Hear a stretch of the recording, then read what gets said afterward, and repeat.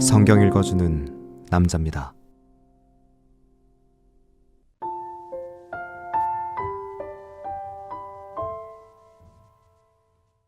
하늘에 큰 이적이 보이니 해를 입은 한 여자가 있는데 그 발 아래는 달이 있고 그 머리에는 12별의 면류관을 썼더라. 이 여자가 아이를 베어 해산하게 되매 아파서 애써 부르짖더라. 하늘에 또 다른 이적이 보이니 보라, 한 큰 붉은 용이 있어 머리가 7이요 뿔이 10이라. 그 여러 머리에 7 면류관이 있는데 그 꼬리가 하늘별 3분의 1을 끌어다가 땅에 던지더라. 용이 해산하려는 여자 앞에서 그가 해산하면 그 아이를 삼키고자 하더니 여자가 아들을 낳으니 이는 장차 철장으로 만국을 다스릴 남자라. 그 아이를 하나님 앞과 그 보좌 앞으로 올려가더라. 그 여자가 광야로 도망하매 거기서 1260일 동안 저를 양육하기 위하여 하나님의 예비하신 곳이 있더라.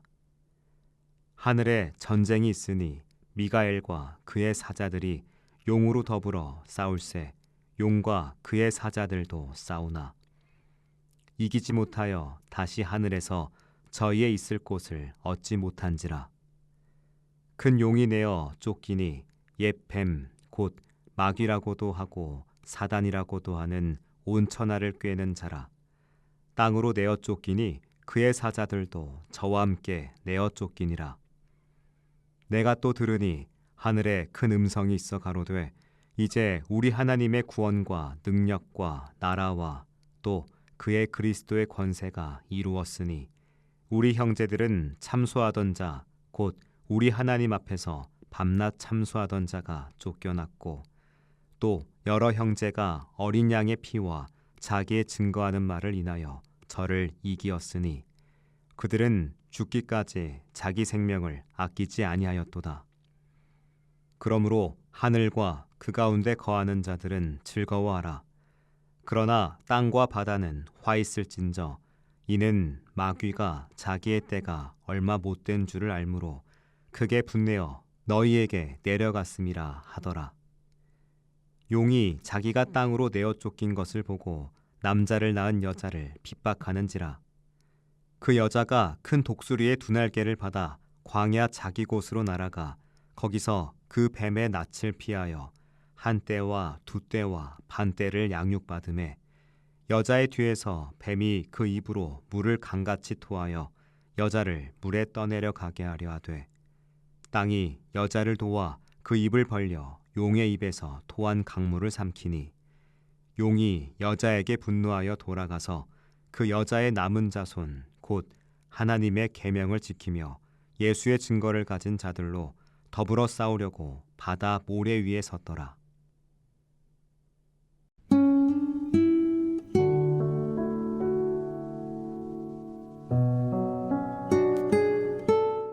요한계시록은 하나님의 절대적인 주권과 악의 세력에 대한 공의로운 심판을 이야기합니다. 오늘 우리가 묵상할 요한계시록 12장은 하나님의 백성과 사탄 사이의 우주적인 영적 전쟁의 본질을 극적으로 보여주는 핵심적인 환상을 보여줍니다.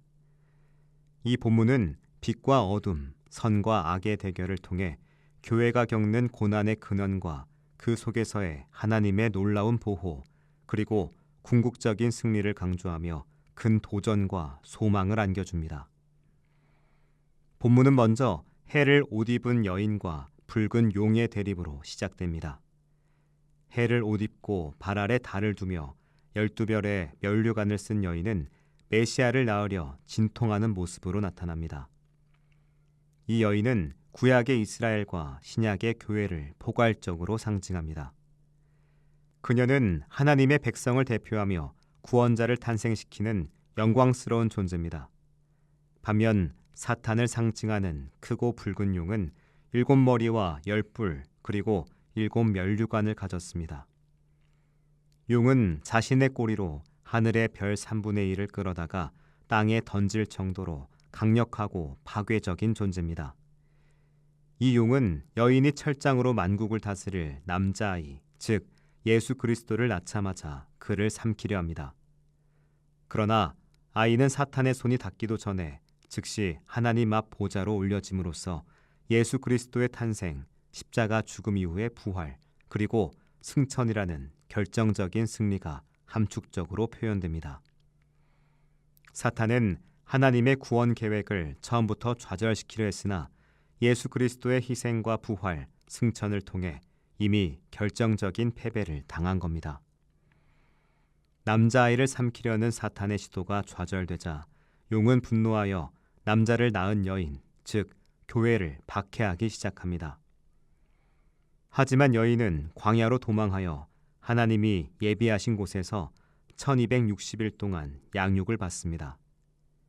이는 당신의 백성을 향한 하나님의 특별하고 신속한 보호와 섭리를 상징합니다. 하나님은 당신의 교회를 광야와 같은 세상 속에서도 안전하게 보호하고 양육하십니다. 이어서 하늘에선 대단한 영적 전쟁이 벌어집니다. 미가엘과 그의 천사들이 용과 그의 사자들과 싸워 용이 땅으로 내쫓기는 결정적인 영적 전쟁이었습니다. 이로써 사탄은 하늘에서 최종적으로 패배하고 옛 뱀, 마귀, 사탄, 온 천하를 꿰는 자라는 그의 정체성이 분명히 드러납니다. 사탄은 인간을 유혹하는 존재일 뿐 아니라 하나님의 주권을 대적하고 인류를 고발하며 기만하는 악의 근원임을 알 수 있습니다. 하늘에선 사탄의 패배에 대한 하나님의 구원과 능력과 나라와 그리스도의 권세가 나타났다는 큰 찬양이 울려 퍼집니다. 이 찬양은 성도들이 사탄을 이기는 비결을 선포합니다.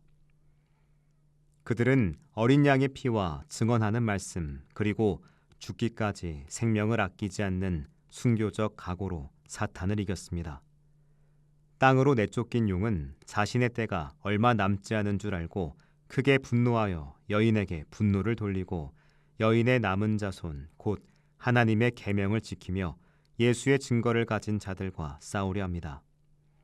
심지어 용이 여자를 물에 떠내려 가게 하려 강물 같은 물을 토하지만 땅이 입을 벌려 그 물을 삼켜버리는 등 하나님의 보호는 계속됩니다.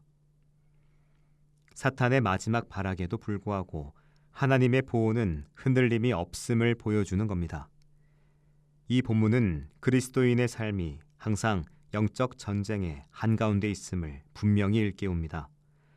우리는 사탄이 이미 결정적으로 패배했지만 여전히 땅에서 교회를 박해하려 한다는 현실을 인식해야 합니다. 사탄은 우리의 연약함을 파고들어 믿음을 흔들고 죄악으로 유혹하며 분열과 혼란을 조장하려 합니다. 따라서 우리는 늘 하나님의 전신갑주를 입고 기도와 말씀으로 무장해야 합니다. 어린 양의 피, 곧 예수 그리스도의 십자가 대속의 능력을 의지해야 합니다. 또한 우리가 증언하는 말씀, 즉 복음의 진리를 굳게 붙잡아야 합니다.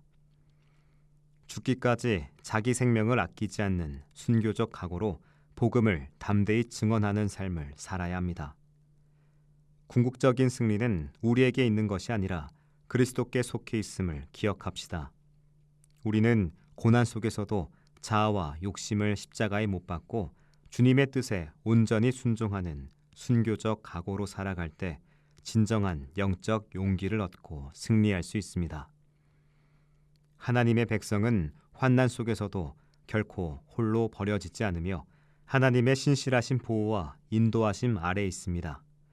이 거대한 우주적 영적 전쟁 속에서 우리가 가진 가장 강력한 무기는 바로 예수 그리스도의 피와 당신의 말씀, 그리고 죽기까지 순종하는 믿음임을 기억합시다.